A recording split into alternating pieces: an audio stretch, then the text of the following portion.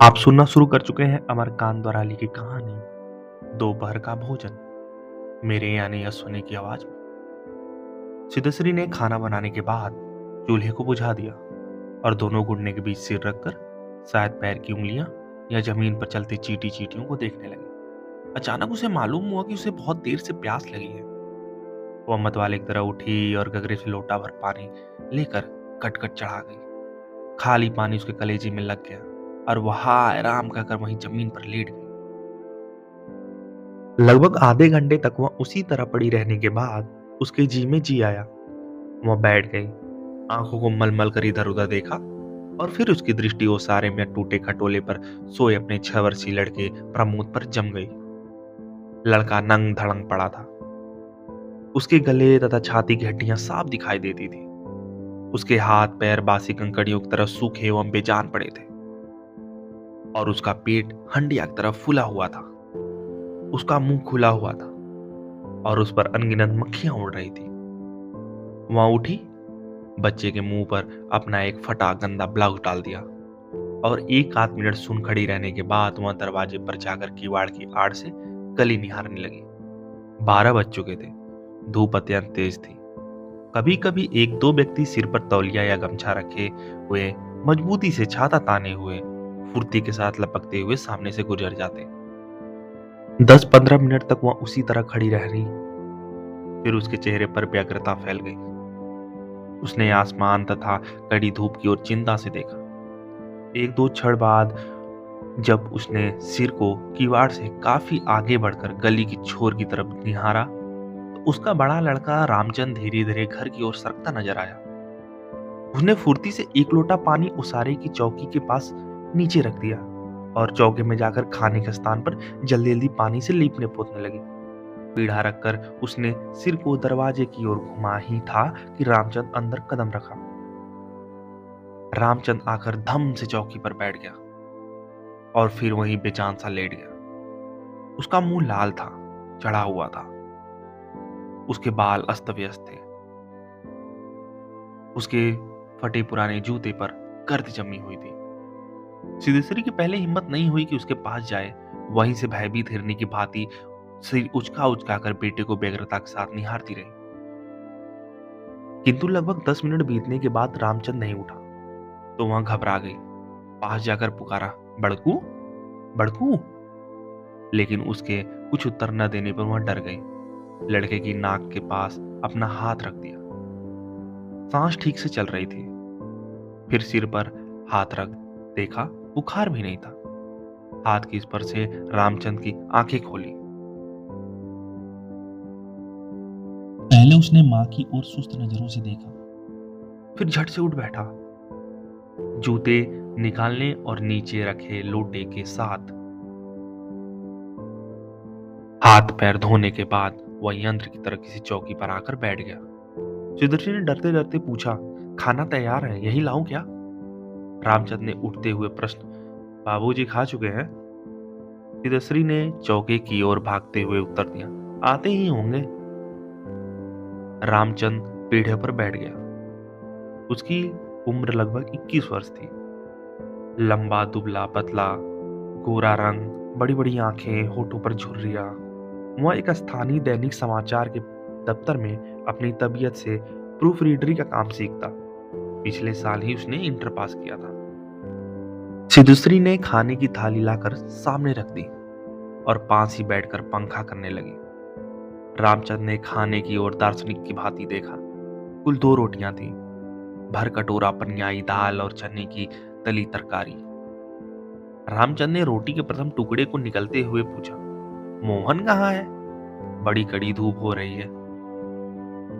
मोहन सिद्धेश्वरी का मझला लड़का था। उसकी उम्र 18 वर्ष थी। वह इस साल हाई स्कूल का प्राइवेट इम्तिहान देने की तैयारी कर रहा था। वह नामालूम कब घर से गायब था और सिद्धेश्वरी को स्वयं भी पता नहीं था कि वह कहाँ गया है। किंतु सच बोलने की उसकी तबीयत नहीं हुई और उसने झूठ मूठ कहा, किसी लड़के के यहाँ पढ़ने गया है, आता ही होगा। दिमाग बड़ा तेज है उसका। उसकी तबीयत 24 घंटे पढ़ने में ही लगी रहती है। हमेशा उसी की बात करता रहता है। रामचंद ने कुछ नहीं कहा। एक टुकड़ा मुंह में रखकर भरा गिलास पानी पी गया, फिर खाने में लग गया। वो काफी छोटे छोटे टुकड़ों को तोड़कर उन्हें धीरे धीरे चबा रहा था। सिद्धेश्वरी भय तथा आतंक से अपने बेटे को एकटक निहार रही थी। कुछ क्षण बीतने के बाद डरते डरते उसने पूछा, वहां कुछ हुआ है क्या? रामचंद्र ने अपनी बड़ी बड़ी भावहीन आंखों से अपनी मां को देखा, फिर नीचे सिर करके कुछ रुखाई से बोला, समय आने पर सब ठीक हो जाएगा। सिद्धेश्वरी चुप रही। धूप और तेज हो गई। छोटे आंगन के ऊपर आसमान में बादल के एक दो टुकड़े पाल की नाव की तरह तैर रहे थे।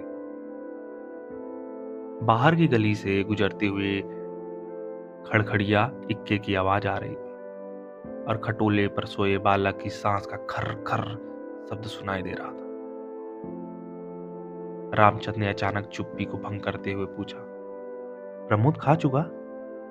सिद्धेश्वरी ने प्रमोद की ओर देखते हुए उदास स्वर में उत्तर दिया, हाँ खा चुका। रोया तो नहीं था? सिद्धेश्वरी फिर झूठ बोल गई, आज तो सचमुच नहीं रोया। मौ बड़ा ही होशियार हो गया है, कहता था कि बड़का भैया के यहाँ जाऊंगा, ऐसा लड़का। पर वह आगे कुछ न बोल सकी, जैसे उसके गले में कुछ अटक गया। कल प्रमोद ने रेवड़ी खाने की जिद पकड़ ली थी और उसके लिए 1.5 घंटे तक रोने के बाद सोया था। रामचंद्र ने आश्चर्य के साथ अपनी मां की ओर देखा और फिर सिर नीचा करके कुछ तेजी से खाने लगा। थाली में जब रोटी का केवल एक टुकड़ा शेष रह गया तो सिद्धेश्वरी ने उठने का उपक्रम करते हुए प्रश्न किया, एक रोटी और लाती हूँ। रामचंद्र हाथ से मना करते हुए हड़बड़ाकर बोला, नहीं नहीं नहीं, जरा भी नहीं, मेरा पेट पहले से ही भर चुका है। मैं तो ये भी छोड़ने वाला था, बस अब नहीं। सिद्धेश्वरी ने जिद की, अच्छा आधी ही सही। रामचंद्र बिगड़ उठा, अधिक खिलाकर बीमार डालने की तबीयत है क्या? तुम लोग जरा भी नहीं सोचते, बस अपनी ही जिद। भूख रहती तो ले ना लेता। सिद्धेश्वरी जहां की तहां बैठी ही रह गई। रामचंद्र ने थाली में बचे टुकड़े से हाथ खींच लिया और लोटे की तरफ देखते हुए कहा, मां पानी लाओ। सिद्धेश्वरी लोटा लेकर पानी लेने चली गई। रामचंद्र ने कटोरे को उंगलियों से बजाया, फिर हाथ को थाली में रख दिया। एक दो क्षण बाद रोटी के टुकड़े को धीरे से हाथ से उठाकर आंख से निहारा और अंत में इधर उधर देखने के बाद टुकड़े को मुंह में इस सरलता से रखा जैसे वह भोजन का ग्रास न होकर पान का बीड़ा हो। मझला लड़का मोहन आते ही हाथ पैर धोकर सीधा पीढ़े पर बैठ गया। वह कुछ सांवला था और उसकी आंखें छोटी थी। उसके चेहरे पर चेचक के दाग थे। वह अपने भाई की तरह ही दुबला पतला था, किंतु उतना लंबा न था। वह उम्र की अपेक्षा कहीं अधिक गंभीर और उदास दिखाई पड़ रहा था। सिद्धेश्वरी ने उसके सामने थाली रखते हुए प्रश्न किया, कहाँ रह गए थे बेटा? भैया पूछ रहा था। मोहन ने रोटी के एक बड़े ग्रास को निगलने की कोशिश करते हुए अस्वाभाविक मोटे स्वर में जवाब दिया, कहीं तो नहीं गया था, यहीं पर तो था। सिद्धेश्वरी वहीं बैठकर पंखा डुलाती हुई इस तरह बोली, जैसे स्वप्न में बड़बड़ा रही हो। बड़का तुम्हारा बड़ी तारीफ कर रहा था, कह रहा था मोहन बड़ा दिमागी होगा, उसकी तबीयत 24 घंटे पढ़ने में लगी रहती है। यह कहकर उसके अपने मझले लड़के की ओर इस तरह देखा जैसे उसने कोई चोरी की हो। मोहन अपनी मां की ओर देखते हुए फीकी हंसी हंस पड़ा, फिर खाने में जुट गया। वहां परोसी गई 2 रोटियों में से एक रोटी कटोरे की 3/4 दाल तथा अधिकांश तरकारी साफ कर चुका था। सिद्धेश्वरी के समझ में नहीं आया कि वह क्या करे। इन दोनों लड़कों से उसे बहुत डर लगता था। अचानक उसकी आंखें भर आई। वह दूसरी ओर देखने लगी। थोड़ी देर बाद उसने मोहन की ओर मुंह फेरा तो लड़का लगभग खाना समाप्त कर चुका था। सिद्धेश्वरी ने चौंकते हुए पूछा, एक रोटी देती हूँ। मोहन ने रसोई की ओर रहस्यमय नेत्रों से देखा, फिर सुस्त स्वर में बोला, नहीं। सिद्धेश्वरी ने गिड़गिड़ाते हुए कहा, नहीं बेटा, मेरी कसम, थोड़ी ही ले लो, तुम्हारे भैया ने एक रोटी ली थी। मोहन ने अपनी मां को गौर से देखा। फिर धीरे इस तरह उत्तर दिया जैसे कोई शिक्षक अपने शिष्य को समझाता है, नहीं रे बस अव्वल तो अब भूख भी नहीं। फिर रोटियां तूने ऐसा बनाई है कि खाई नहीं जाती, ना मालूम कैसी लग रही है। खैर, अगर तू चाहती है तो कटोरे में थोड़ी दाल दे दे, दाल बड़ी अच्छी बनी है। सिद्धश्री से कुछ कहते न बना और उसने कटोरे को दाल से भर दिया। मोहन कटोरे को मुंह से लगाकर सुड़-सुड़ पी ही रहा था कि मुंशी चंद्रिका प्रसाद जूतों को खसखस घसीटते हुए आए और राम का नाम लेकर चौकी पर बैठ गए। सिद्धश्री ने माथे पर साड़ी को कुछ नीचे खिसका लिया और मोहन दाल को एक सांस में पीकर तथा पानी लेकर तेजी से बाहर चला गया। 2 रोटियां, कटोरे भर दाल तथा चने की तली तरकारी। मुंशी चंद्रिका प्रसाद पीढ़े पर पालथी मारकर बैठे रोटी के एक एक ग्रास को इस तरह चुभला रहे थे जैसे बूढ़ी गाय जुगाली करती है। उनकी उम्र 45 वर्ष के लगभग थी, किंतु 50-55 के लगते थे। शरीर पर चमड़ा झूलने लगा था। गंजी खोपड़ी आईने की भांति चमक रही थी। कंदी धोती के ऊपर अपेक्षाकृत कुछ साफ बनियान तार तार लटक रही थी।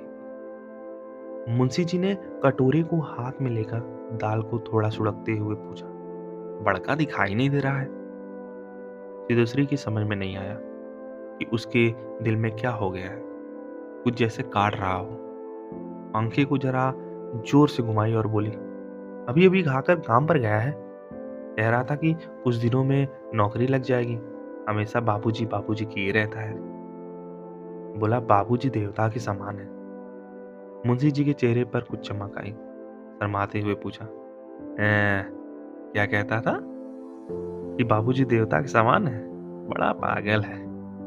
सिद्धेश्वरी पर जैसे नशा चढ़ गया। उन्माद की रोकड़ी की भांति बड़बड़ाने लगी। पागल नहीं है, बड़ा होशियार है। उस जमाने का कोई महात्मा है, मोहन तो उसकी बड़ी इज्जत करता है। आज कह रहा था कि भैया की शहर में बड़ी इज्जत होती है, पढ़ने लिखने वालों में बड़ा आदर होता है और बड़का तो छोटे भाइयों पर जान देता है। दुनिया में वह सब कुछ सह सकता है, पर यह नहीं देख सकता कि उसके प्रमोद को कुछ हो जाए। मुंशी जी दाल लगे हाथ को चाट रहे थे। उन्होंने सामने की ताक की ओर देखते हुए कुछ हंसकर कहा, बड़का का दिमाग तो काफी खैर बहुत ही तेज है।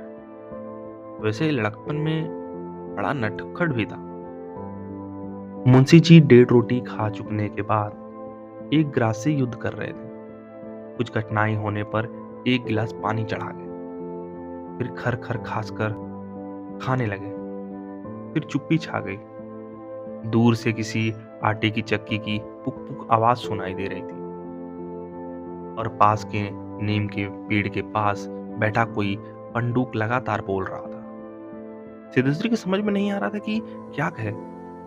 वो चाहती थी कि सभी चीजें ठीक से पूछ ले, सभी चीजें ठीक से जान ले, दुनिया की हर चीज पर पहले की तरह धड़ल्ले से बात करे, पर उसकी हिम्मत नहीं होती थी। उसके दिल में न जाने कैसा भय समाया हुआ था।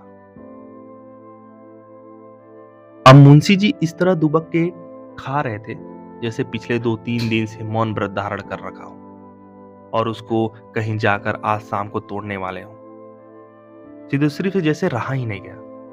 बोली, मालूम होता है कि आज बारिश नहीं होगी। मुंशी जी ने एक क्षण के लिए इधर उधर देखा, फिर निर्विकार स्वर में राय दी, मक्खियां बहुत तेज हो गई। सिद्धेश्वरी ने उत्सुकता प्रकट की, फूफा जी बीमार हैं, कोई समाचार नहीं आया। मुंशी जी ने चने के दाल को इस दिलचस्पी से दृष्टिपात किया जैसे उन्हें बातचीत करने वाला हो। फिर सूचना दी कि गंगासर बाबू की लड़की की शादी तय हो गई है क्या? लड़का एमए पास है। सिद्धेश्वरी ने हठात चुप हो गई। मुंशी जी भी आगे कुछ नहीं बोल सके। उनका खाना समाप्त हो गया था और वे थाली में बचे कुचे दानों को बंदर की तरह बीन रहे थे। सिद्धेश्वरी ने पूछा, बड़का की कसम, एक रोटी और लाती है, अभी बहुत सी। मुंशी जी ने पत्नी की ओर अपराधी के समान तथा रसोई की ओर कनखी देखा। तत्पश्चात किसी घूटे उस्ताद की भांति बोले, रोटी रहने दो, पेट काफी भर चुका है। अन्न और नमकीन चीजों से तबीयत ऊब गई है। तुमने व्यर्थ में ही कसम धरा दी। खैर, कसम रखने के लिए ले रहा हूं। गुड़ होगा क्या? सिद्धेश्वरी ने बताया कि हंडिया में थोड़ा सा गुड़ है। मुंशी जी ने उत्साह के साथ कहा, तो थोड़े गुड़ का ठंडा रस बनाओ, पीऊंगा। तुम्हारी कसम भी रह जाएगी, जायका भी बदल जाएगा, साथ ही साथ हाजमा भी दुरुस्त हो जाएगा। हाँ, रोटी खाते खाते नाक में दम आ गया है। यहाँ कहकर वो ठहाका मारकर हंस पड़े। मुंशी जी के निपटने के पश्चात सिद्धेश्वरी उनकी जूठी थाली लेकर चौके की जमीन पर बैठ गई। बटलोई की दाल को कटोरे में उड़ेल दिया, पर वह पूरा भरा नहीं।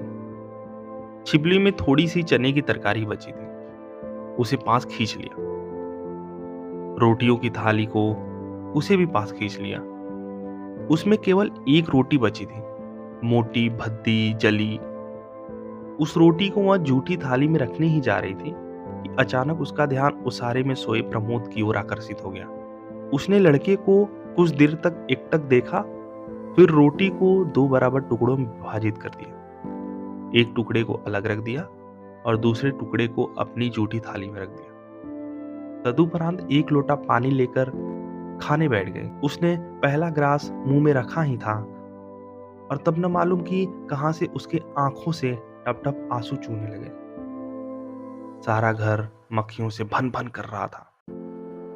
आंगन की अलगनी पर एक गंदी साड़ी टंगी थी, जिसमें कई पैबंद लगे हुए थे। दोनों बड़े लड़के का कहीं पता नहीं था, जैसे 1.5 महीने पूर्व मकान का किराया नियंत्रण विभाग की क्लर्की से उनकी छटनी न हुई हो और शाम को उनको काम की तलाश में न जाना हो।